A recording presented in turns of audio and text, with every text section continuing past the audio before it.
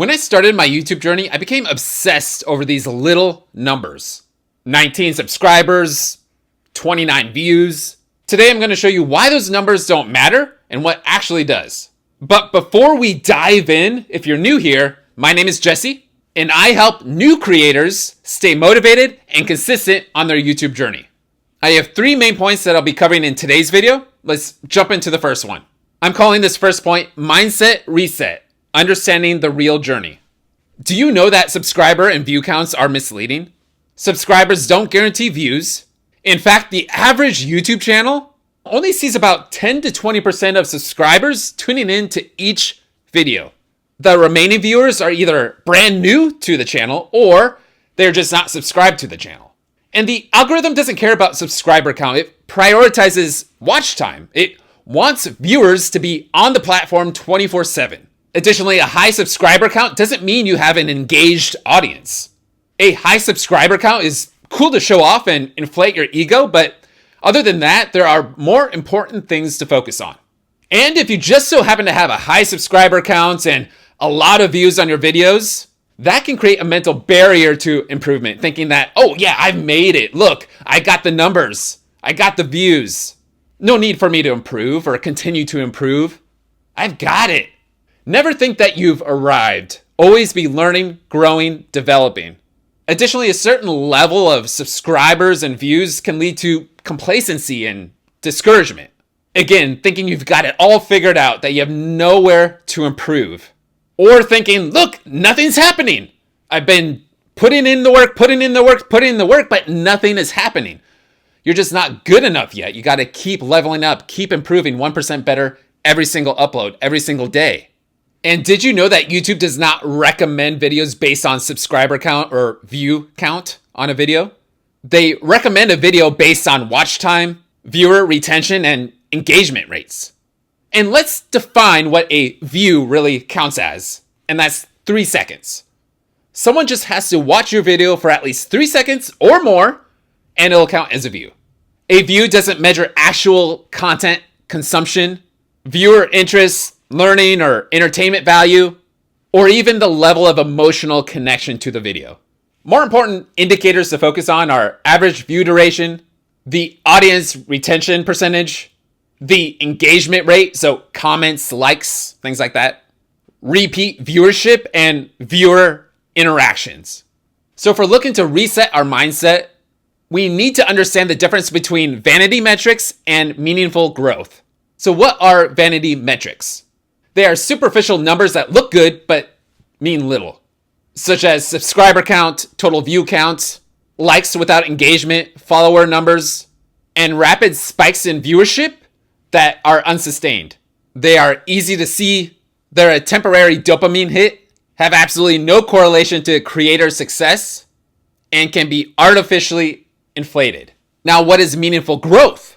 They are indicators of real creator development, such as comments with real substance, not surface level comments, but comments that are interactive, comments with real depth and quality, repeat viewers, audience retention rates, community interaction, viewers taking action based on the content that you're providing them, improved video production quality over time, storytelling enhancement over time, more confidence on camera over time, better editing efficiency over time, narrative structure over time, consistent content creation, mental resiliency, creative problem solving, niche specific understanding, authentic voice development, emotional intelligence, watch time percentages, average view duration, viewer feedback implementation, content evolution, and algorithmic understanding.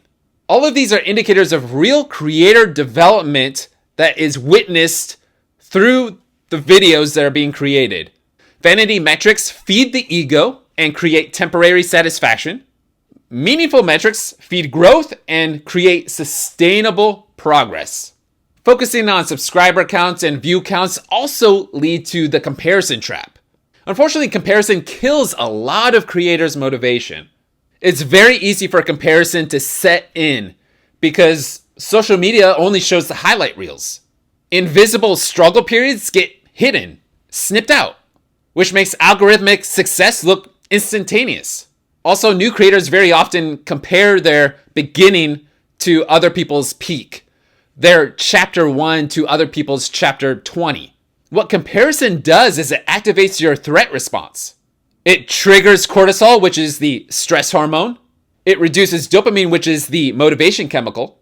It creates negative self-talk, and it causes people to shift from creative exploration to a survival mentality. To help you better understand when comparison is starting to creep up, here is the motivation destruction cycle. Stage 1, inspiration. You see a successful creator, which creates that initial excitement, which then motivates you to generate creative ideas. Then we get into stage 2, comparison. You start measuring against unrealistic standards.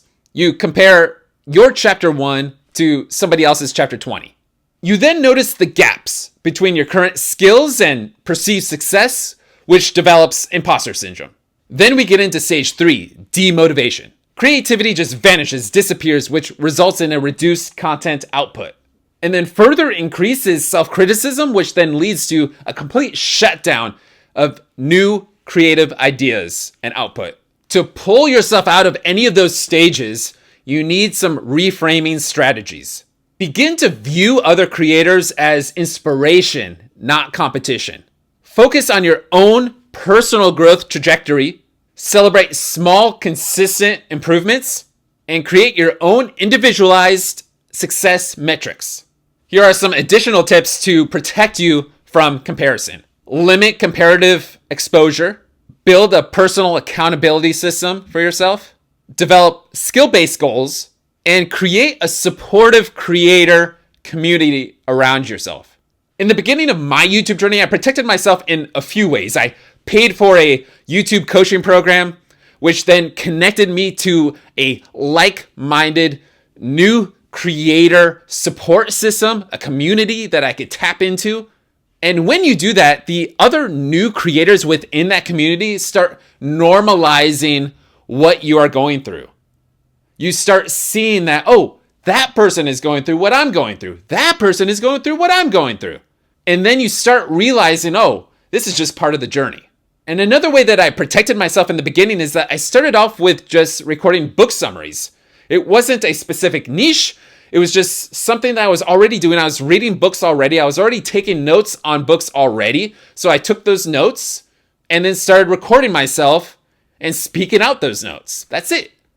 So I knew it was a way I could just simply get started without thinking about subscribers, without thinking about views. That didn't matter to me. I just wanted to get started and hope that nobody was watching, and then get better and develop with everything over time, with the editing, with the scripting, with the communication, the storytelling, all of it. It wasn't until I shifted to original content to where I started to focus on vanity metrics, where I started focusing on X amount of subscribers and X amount of views and those things sort of getting to me. I learned very quickly that I have a lot more personal growth to go through.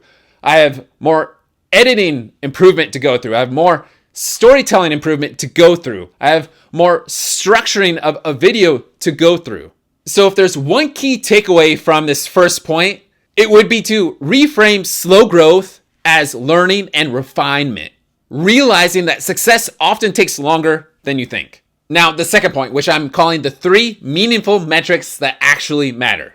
Those are engagement rates, which are comments, watch time, content consistency, and personal skill development.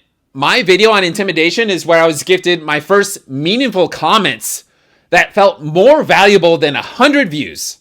It was that very video where I knew I just had to keep pushing, keep adding value, keep staying consistent. And one of the cool things about editing my videos, watching my videos, is that I get to see my micro improvements over time. I get to see the lighting improvement. I get to witness the content structuring improvement. I get to see the evolution of my storytelling and my pacing. So keep these 3 meaningful metrics at the forefront of your mind.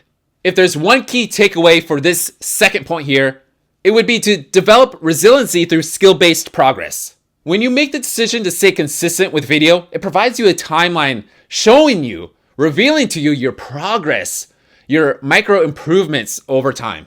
Now let's jump into that third main point, which I'm calling the 90-day skill building framework. Here's the structured approach. You have monthly micro goals, you have a skill tracking system, and you have personal development metrics. Here's a practical breakdown as an example. Let month 1 be technical skill building. You could learn one editing skill each week. You could experiment with lighting, or you could build basic equipment understanding. Then let month 2 be storytelling and presentation. You can study great creators that you admire. You can practice writing great hooks for your videos, or you could work on developing a personal narrative style. And then let month 3 be audience understanding and interaction. You could respond to every single comment that comes in. If you have a community already, you could create community-driven content, or you can work on better understanding your emerging niche. What this 90-day framework will do is help train you to focus on meaningful metrics rather than vanity metrics, which then will set you up for success beyond your first 90 days. It will allow you to control what you can control, which is your output and your personal growth. The best learning is applied knowledge, so learning as you go. Your videos will show you proof of your growth over time, just as mine have. And the slow growth will allow you to get good gradually at all the little things that you need to be good at in order to be a successful creator. And this is a good thing because just think about it. If you had overnight success, you would not be prepared to handle all that comes with that success. The slow growth allows you to learn little by little the key things that you need to learn to become a successful content creator. And that's a lot of things. You may think it's not that much, but it's a lot of little things along the way as you're leveling up, as you're becoming more successful, as you're generating more subscribers, as you're generating more views. New things continue to pop up that you've never faced before, that you've never thought could pop up before. And then you learn right then and there in that moment, and you adapt and change. And now you've absorbed that, you downloaded that, and you know how to handle those type of situations. So if this third point had any key takeaway, it would be that growth happens in the spaces between views and subscribers. Now's your opportunity to drop a comment below. What's one skill you're committed to improving over the next 90 days? Also, if you liked this video, like, subscribe, share it with somebody who you feel could benefit from this video. And as you're doing that, here's a mental health tip that is related to everything that I discussed in today's video. Your worth is not measured in subscribers.